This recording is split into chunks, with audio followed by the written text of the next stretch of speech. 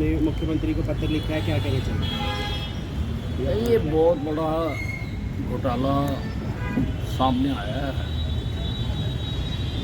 मैंने जो चार्ज लिया था तो तभी मेरे सामने एक मामला आया था। जो वेरिफिकेशन है वो एक आदमी ने कई हज़ार की थी, जो कि ह्यूमनली पॉसिबल नहीं था।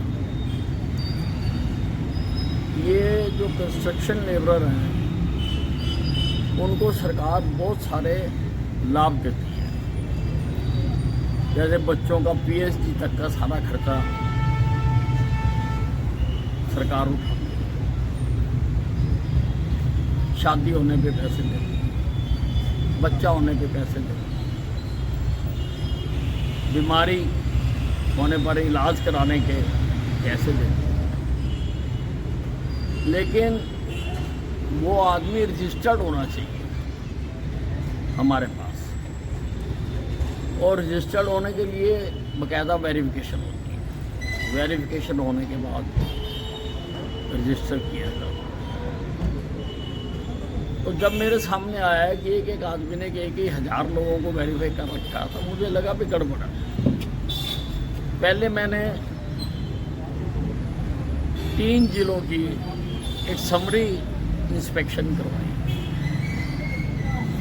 उसमें भी यही ट्रेंड सामने आया। फिर मैंने कहा कि सारे प्रदेश की करो, तो क्योंकि लेबर डिपार्टमेंट के पास कोई इतना स्टाफ नहीं था, तो फिर मैंने सभी डिप्टी कमिश्नर्स को लिखा कि वो 3 लोगों की कमेटी बनाएं और अपने ज़िले में जो हमारे रजिस्टर्ड कामगार हैं उनकी सूचियां लेकर उनकी घर घर जाकर वेरिफिकेशन करें। वो वेरिफिकेशन हुई है। अभी केवल हमारे पास 13 जिलों का रिपोर्ट आई है, 9 की आनी बाकी है। लेकिन वो 13 जिलों की रिपोर्ट देखकर ही हम हैरान रह गए।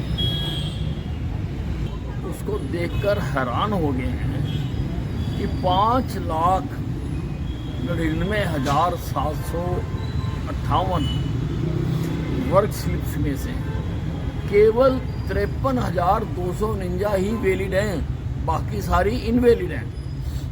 उसी प्रकार से 2,21,517 जो रजिस्टर्ड वर्कर्स हैं उसमें से केवल 14,240 वर्कर ही वैलिड हैं, बाकी इनवैलिड। इसका मतलब ये है कि बाकी लोग लगातार सरकार से जो बेनिफिट मिलते हैं कर्मचारियों को वो ले रहे हैं।